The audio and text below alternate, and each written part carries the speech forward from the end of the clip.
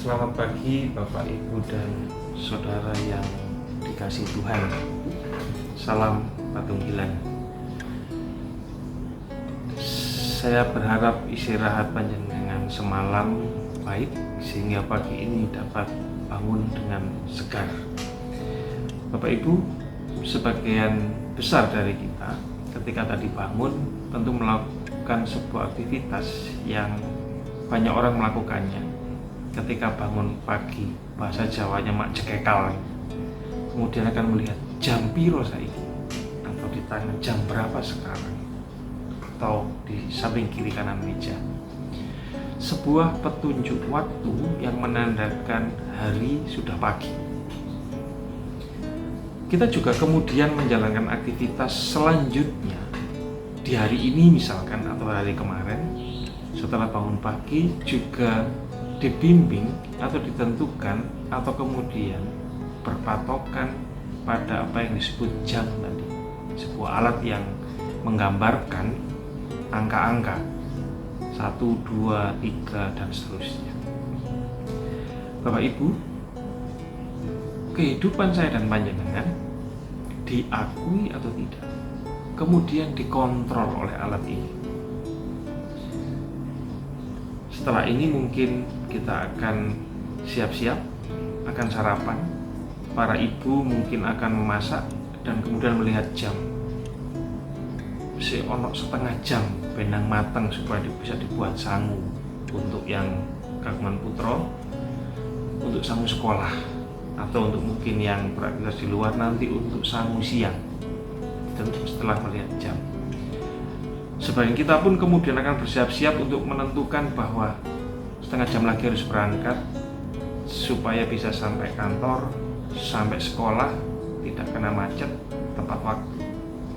Dan nanti ketika sampai di tujuan itu pun kita akan ditentukan, kita mulai bekerja, kita mulai sekolah, kita mulai kegiatan pertemuan kita, atau kegiatan-kegiatan yang lain yang ditentukan oleh alat yang disebut jam ini. Ketika saat kita sudah berjalan pun kita tetap dituntun atau menjadikan jam ini sebagai patokan.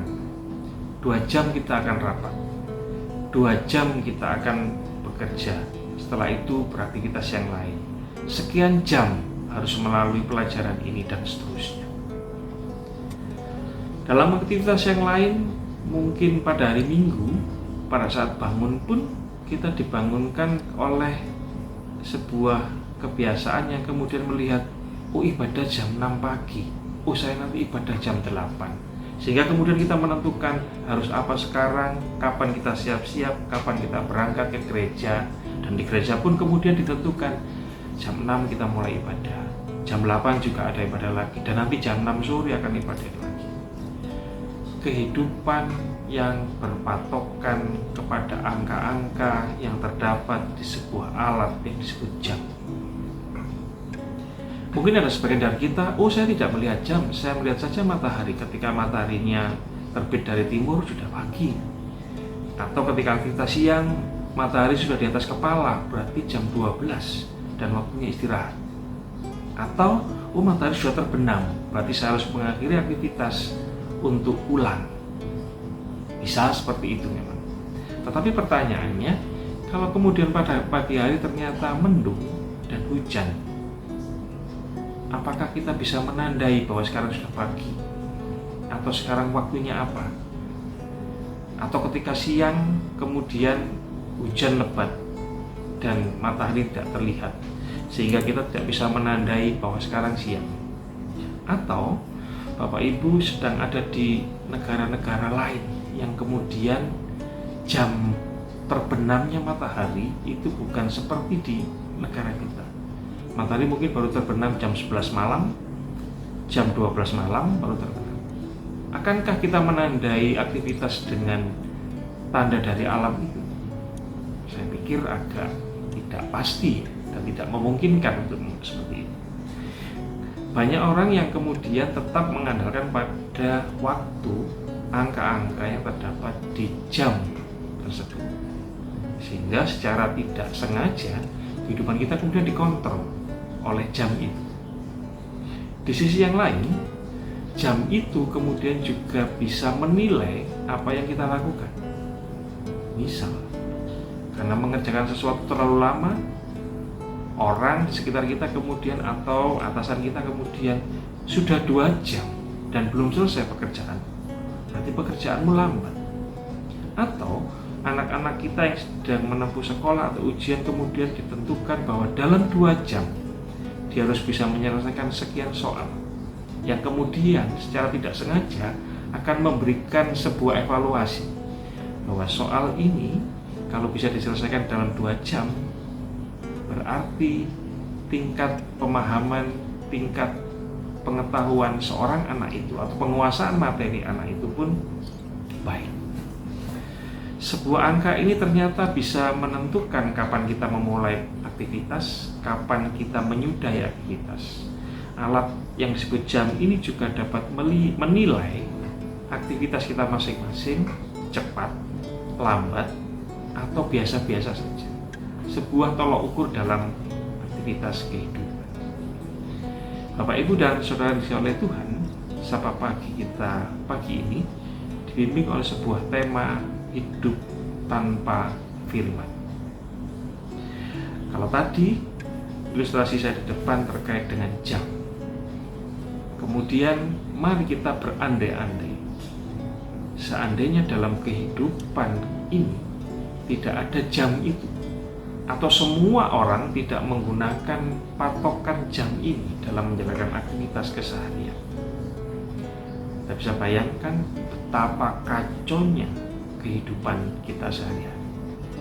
Kita tidak tahu kapan harus berangkat kerja, kita tidak bisa tahu kapan harus bangun pagi, kita tidak tahu kapan harus memulai aktivitas. Anak-anak mungkin bingung harus berangkat kapan untuk ke sekolah, kapan aktivitas belajar mengajar dimulai, ataupun dalam pekerjaan kita tidak tahu kapan kita harus memulai pekerjaan kita, kapan waktu yang disediakan untuk kita harus menyelesaikan pekerjaan ini, atau kemudian kita tidak bisa mengontrol kapan kita harus beristirahat, dan banyak hal.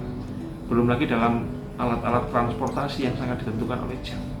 Berapa lama jarak tempuhnya, kapan kereta berangkat, kapan bis berangkat, kapan pesawat diberangkatkan. Seandainya tidak ada penunjuk waktu itu, tidak ada patokan waktu itu, betapa kacau balonnya kehidupan manusia. Hidup tanpa firman, kita sudah bisa sedikit terbantu bahwa yang dimaksud adalah kehidupan tanpa sebuah patokan.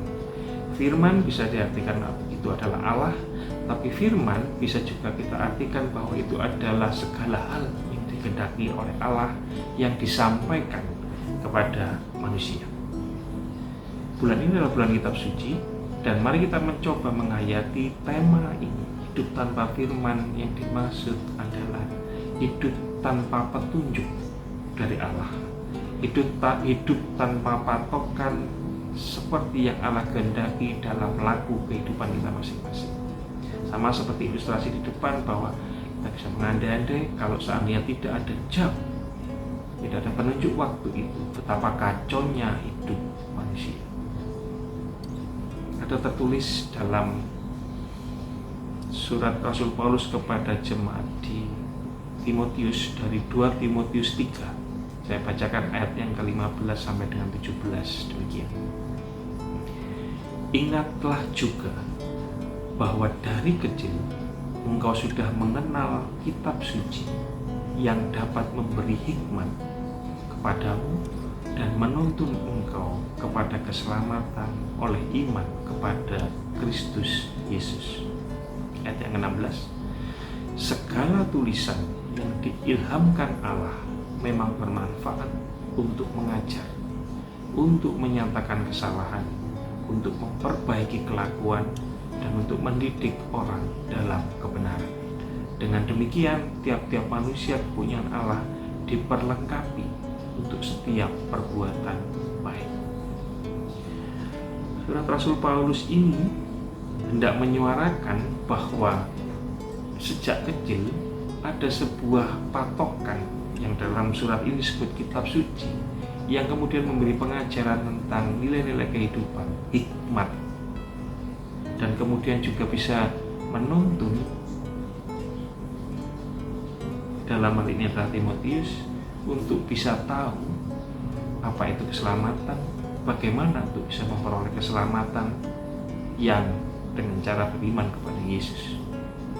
Dan Rasul Paulus kembali menegaskan di ayat 16, semua tulisan yang diilhamkan Allah itu bermanfaat untuk mengajari kita, untuk kemudian menyatakan hal yang mana yang baik dan mana yang tidak baik. Dan kalau ada kesalahan, tulisan yang diilhamkan Allah ini kemudian memberitahu tentang apa yang salah dalam diri kita, kemudian mendidik kita untuk kemudian hidup lebih baik. Tulisan-tulisan Allah yang berisi petunjuk dari Allah, apa yang Tuhan Allah kehendaki, menjadi sebuah pegangan, patokan dalam menjalankan aktivitas manusia. Saya dan panjenengan pagi ini sedang dikirimi surat ini oleh Rasul Paulus bahwa ada sebuah patokan yang disebut kitab suci yang fungsinya sebenarnya adalah luar biasa untuk menentukan langkah yang harus kita tempuh, kapan kita melangkah, kapan kita memulai sesuatu. Sama penting, bahkan jauh lebih penting dari sebuah fungsi jam yang akan menentukan langkah aktivitas kehidupan kita.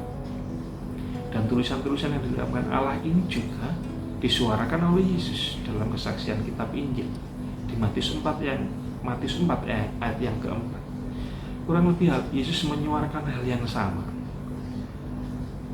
Ketika dicobai di padang gurun dan ada pencobaan dari iblis, Yesus pun menjawab, ada tertulis, manusia hidup bukan dari roti saja, tetapi dari setiap firman yang keluar dari mulut Allah.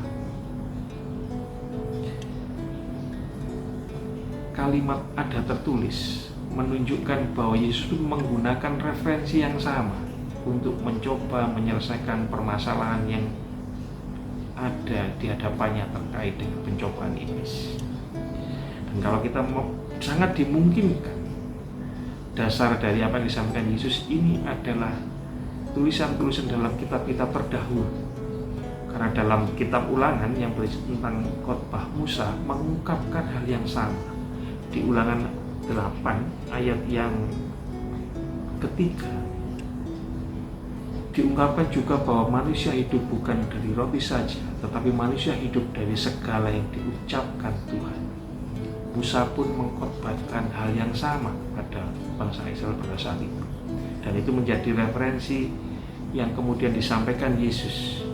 Yesus pun juga membaca kitab-kitab ini dan kemudian menjadikan hal yang disuarakan kepada banyak orang. Dan kesaksian Injil juga mengungkapkan, Bapak Ibu dan Saudara dalam Tuhan, hidup tanpa firman itu kurang lebih seperti menjalani kehidupan tanpa jam, menjalani kehidupan tanpa petunjuk waktu, menjalani kehidupan tanpa sebuah patokan yang bisa mengevaluasi, bisa memberitahu, dalam tanda kutip mengajari kita mana yang salah, mana yang benar. Sebuah petunjuk dari Tuhan Allah sangat kita perlukan dalam kehidupan keseharian kita.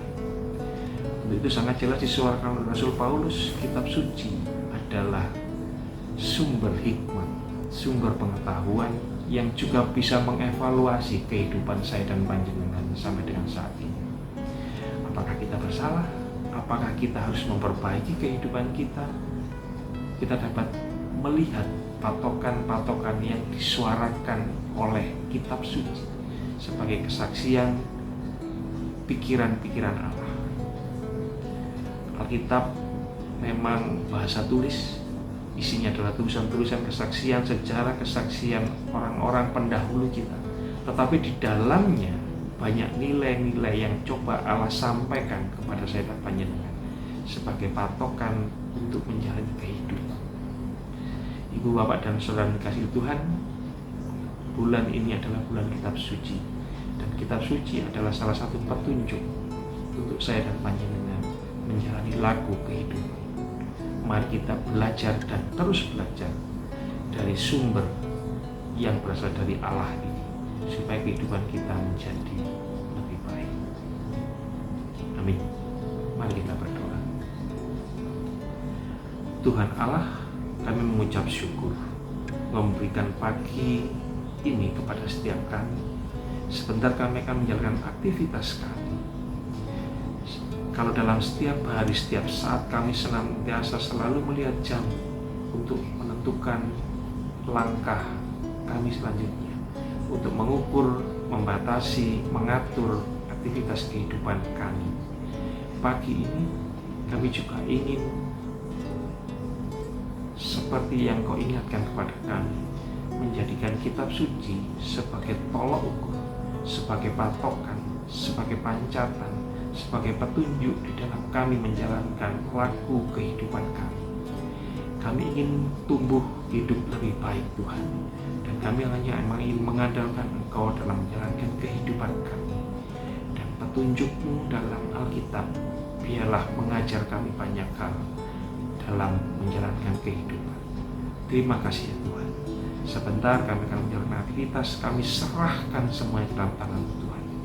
Berkati kami, perlengkapi kami, supaya kami dapat menjalankan kehidupan lebih baik dan bersukacita dan senantiasa mengucap syukur, karena Engkau sudah memberikan hari-hari kepada kami, memberikan kekuatan, kesegaran, petunjuk, dan berkat.